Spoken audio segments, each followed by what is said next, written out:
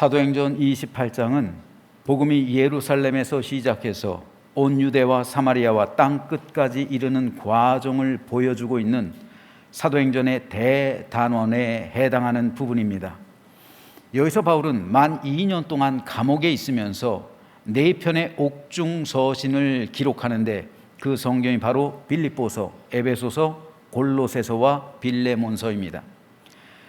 그러나 바울이 감옥에 갇히긴 했지만 이때의 감옥은 사실상 가택연금이었습니다. 그래서 집을 하나 전세 내서 지키는 군인 1명과 함께 있었습니다. 즉 바울은 집 밖으로 나가지 못하는 자유만 상실했을 뿐 집 안에서는 무엇이든 할 수 있었던 상태였습니다. 그래서 바울은 만 2년 동안 이 집을 복음을 전하는 장소로 활용했습니다.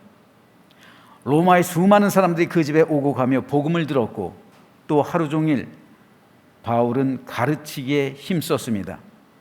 사도행전은 28장은 이에 관한 기록인데 크게 세 문단으로 나눌 수가 있습니다.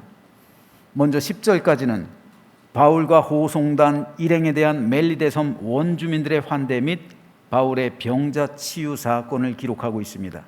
11절에서 16절은 바울과 호송단 일행의 로마 도착 및 바울의 가택 연금 과정을 기록하고 있고요. 마지막으로 17절에서 31절은 로마 거주 유대인들을 향한 바울의 강론 및 2년간의 가택 연금 생활에 대해서 기록하고 있습니다. 오늘은 이 가운데 사도행전의 가장 마지막 부분인 30절과 31절 말씀을 잠시 살펴보겠습니다. 바울이 온 이태를 자기 셋집에 머물면서 자기에게 오는 사람을 다 영접하고 하나님의 나라를 전파하며 주 예수 그리스도에 관한 모든 것을 담대하게 거침없이 가르치더라. 바울이 2년 전에 예루살렘에서 산헤드린 공회에 끌려가 재판받을 때 예수님께서 바울에게 나타나셔서 이렇게 말씀하셨습니다. 그날 밤에 주께서 바울 곁에 서서 이르시되 담대하라. 내가 예루살렘에서 나의 일을 증언한 것 같이 로마에서도 증언하여야 하리라 하시니라. 주님의 이 말씀과 같이 로마에서 이 말씀이 이루어지고 있는 겁니다. 그래서 바울은 또 만 2년 동안 비록 집 밖으로 나가는 자유를 잃어버리긴 했어도 집에서 바울에게 찾아오는 로마의 많은 사람들에게 복음을 전했던 겁니다. 다시 말해서 감옥이 교회가 된 겁니다. 감옥이 교회가 됐다고요.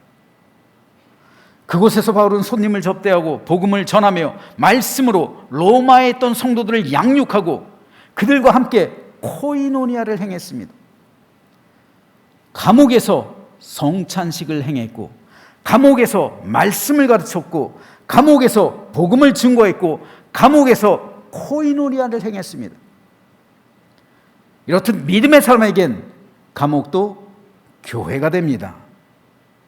하나님이 그곳에 계시면 지옥도 천국이 되는 겁니다. 지옥은 하나님께서 은혜를 거두신 곳이에요. 하나님의 은혜가 임하지 않으면 세상 모든 것을 가지고 있다 할지라도 그곳은 지옥이 됩니다.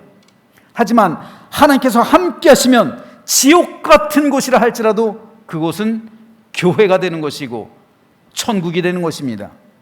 성령께서 임하시면 고난도 축복이 되는 것이고 예수님께서 함께 하시고 동행하시면 감옥도 교회가 되는 겁니다. 바울이 이 경험을 지금 하고 있는 겁니다. 지금 바울은 언제 재판받을지 모를 상태에서 재판 날짜만을 기다리고 있어요. 얼마나 불안할까요? 만일 재판에서 지면 그에 상응하는 형벌을 받아야 되죠. 어쩌면 목이 달아날 수도 있는 문제입니다. 아무리 믿음이 좋은 사람이라 할지라도 자기 재판 날짜를 앞두고 언제 재판날이 잡힐지 모르는 상태에서 한가하게 지낼 수 없습니다. 기도한다 할지라도 그 재판만을 위해서 기도했겠죠. 보통의 사람은 그랬을 겁니다. 하지만 바울은 재판은 하나님께 맡겨두고 자신은 복음을 전하는 일에 최선을 다했습니다. 자신에게 주어진 이 감옥이라는 환경을 교회로 만든 겁니다. 그 결과 어떻게 됩니까? 바울은 2년 만에 자유를 얻고 풀려나요. 지나고 나서 보니까 그 2년 동안 있었던 그 감옥이 복음을 전하기 위한 최선의 장소예요. 누구의 방해도 받지 않아요. 사람들이 스스로 찾아와요. 거기서 교제하고, 거기서 말씀을 강론하고, 거기서 복음을 증거하고, 거기서 코이노니아를 나누면서 예배를 드려요. 얼마나 좋은 장소입니까? 누구도 방해하지 않아요. 더 이상 완벽한 장소가 있을 수 없어요. 감옥이 교회가 되니까 그런 거예요. 그러면 바울의 재판은 어떻게 됐습니까? 성경에는 바울이 재판받았다는 기록이 없어요. 사실 바울이 2년 동안 재판을 기다린 것은 말이 되질 않아요. 쉽게 말해서 바울을 고소한 고소인들이 2년 동안이나 기다리게 했다는 거예요. 그들을 기다렸던 거예요. 하지만 끝내 고소인들이 나타나지 않은 겁니다. 즉 바울을 고소한 산헤드린 공회에서 바울에 대한 고소를 취하했을 가능성이 상당히 높은 거예요. 왜 그럴까요? 당시의 로마법은 패소한 고소자들을 거칠게 다뤘습니다. 게다가 단순히 상대방을 괴롭히기 위한 목적으로 고소한 무고죄, 이 무고죄에 대해서는 엄벌로 다스렸다고 합니다. 바로 이 무거운 법이 그들은 두려웠던 거예요.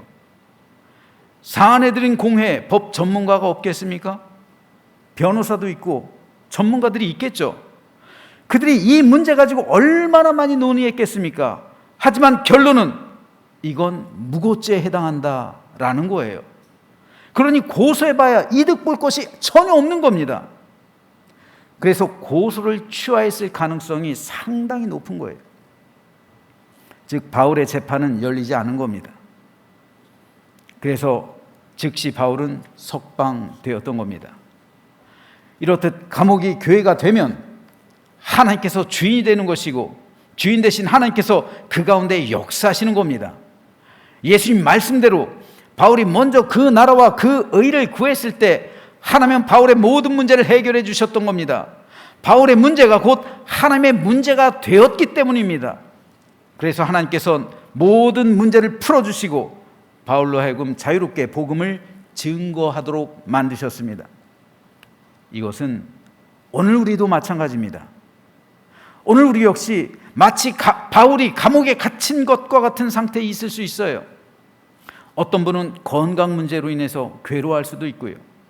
어떤 분은 가정이 감옥처럼 느껴질 수도 있습니다. 어떤 분은 사업과 일터 문제로 시달릴 수도 있고요. 어떤 분은 사람과의 문제로 힘들어할 수도 있습니다.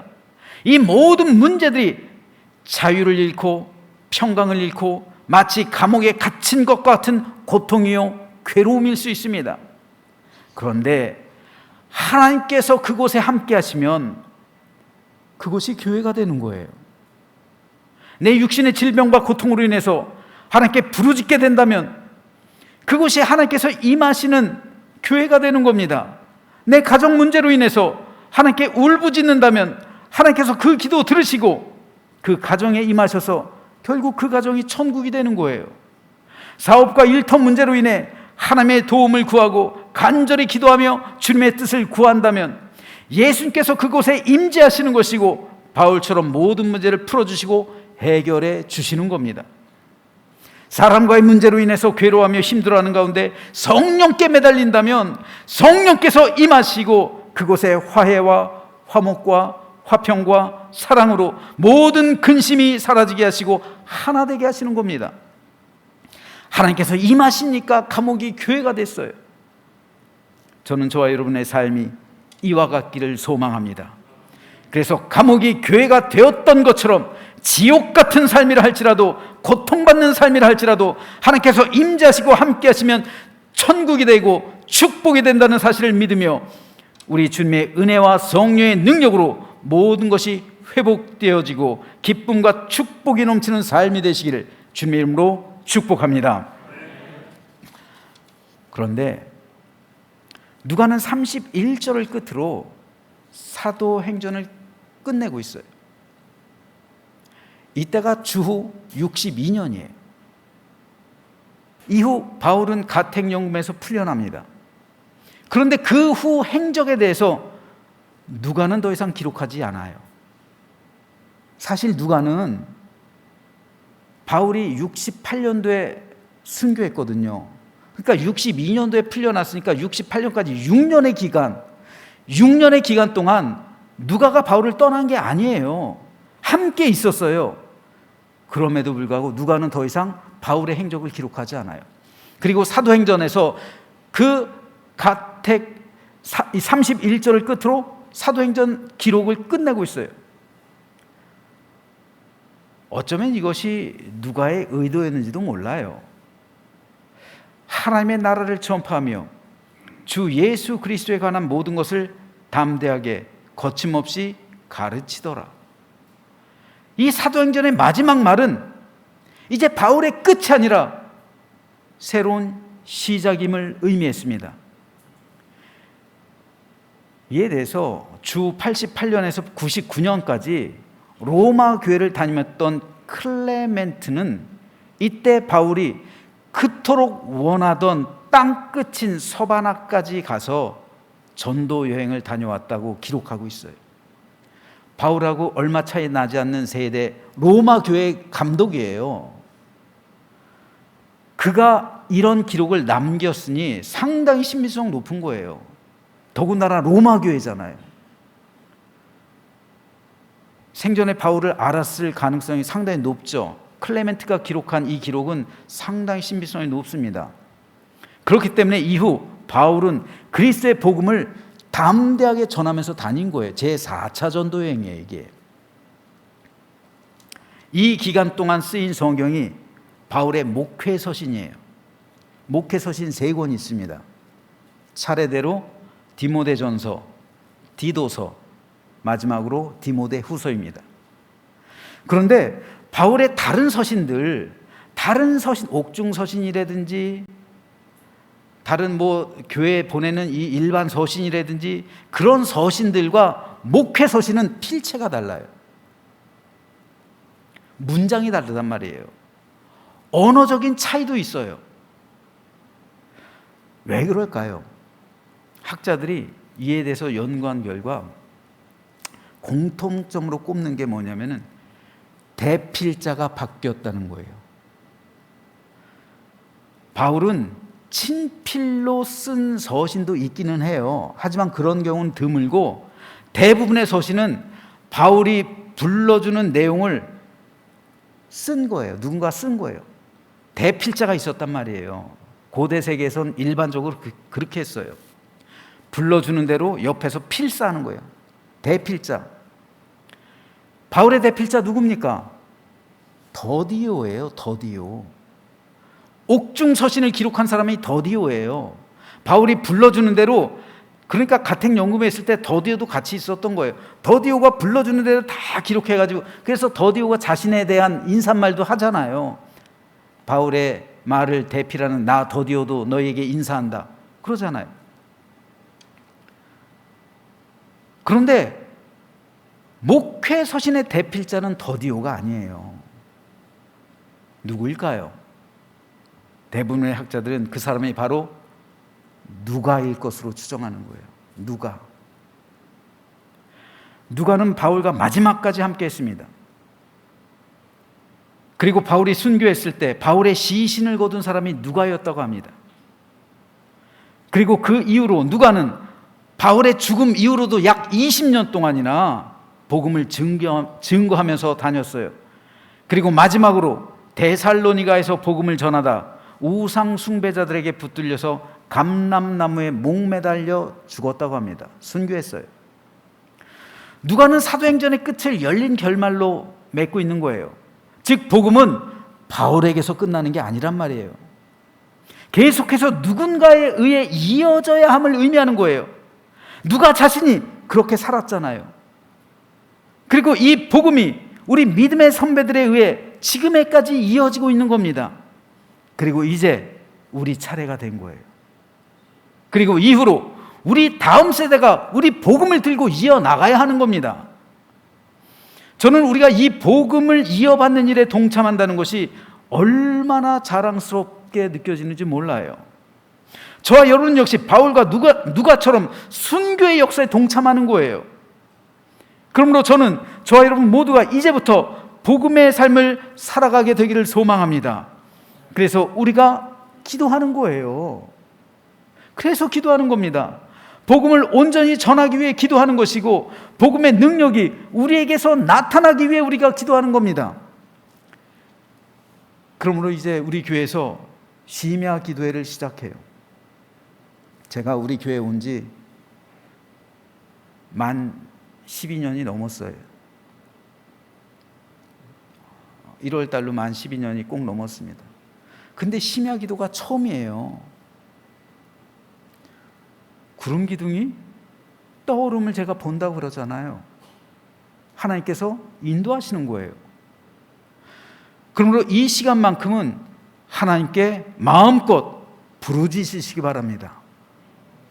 사도행전 이어갈 수 있는 능력을 달라고 부르짖으시고요, 복음 들고 선 증인다운 삶을 살아가게 해달라고 부르짖으시고요, 우리가 중보기도하는 모든 기도를 위해 부르짖고 각자의 삶과 가정, 사업과 일터를 위해 부르짖는다면 바울과 누가에게 역사하셨던 그 하나님께서 오늘 이 시간 우리들과도 함께 하셔서 우리에게 능력 주시고 권능 주셔서 모든 악한 영을 결박하고 하나님 나라가 이 땅 가운데 임하게 하실 줄로 믿으시면서 부르짖는 이 시간 되시기를 주님의 이름으로 축원합니다.